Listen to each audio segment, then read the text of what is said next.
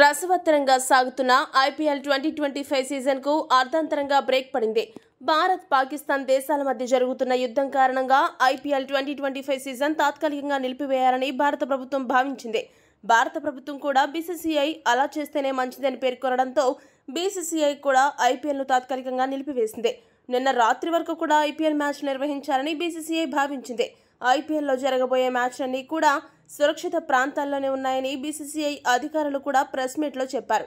కానీ దేశ ప్రజల మనోభావాల దృష్ట్యా ప్రజలందరూ కూడా ప్రస్తుతం ఎంతో టెన్షన్లో ఉన్న నేపథ్యంలో ఐపీఎల్ను ఈ సమయంలో నిర్వహించడం సబబు కాదని బీసీసీఐ భావించింది.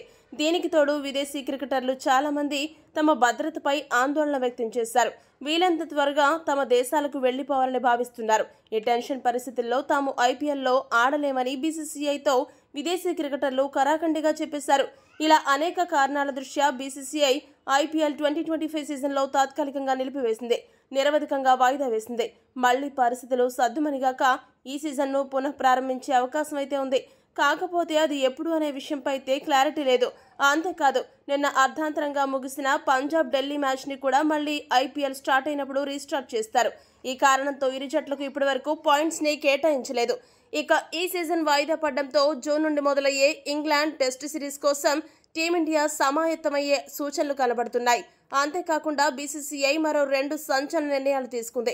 ఈ ఏడాది జరగాల్సిన బంగ్లాదేశ్ టూర్, అలానే ఆసియా కప్ సిరీస్లో కూడా టీమిండియా వైదొలగనున్నట్టు సమాచారం. మొత్తంగా చూస్తే పాకిస్తాన్ ఆడబోయే ఏ సిరీస్లో కూడా టీమిండియా పాల్గొనదు అనే క్లారిటీ అయితే వచ్చేసింది. అంతేకాకుండా పాకిస్తాన్కు కొమ్ము కాస్తున్న బంగ్లాదేశ్ పాల్గొనబోయే ఏ సిరీస్లో కూడా టీమిండియా పాల్గొనాలని అనుకోవడం లేదని వార్తలు వస్తున్నాయి.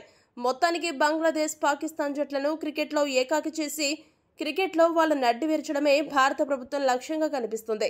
ఈ విషయంలో భారత ప్రభుత్వం తీసుకున్న నిర్ణయం 100% సరైనదే అనిపిస్తుంది.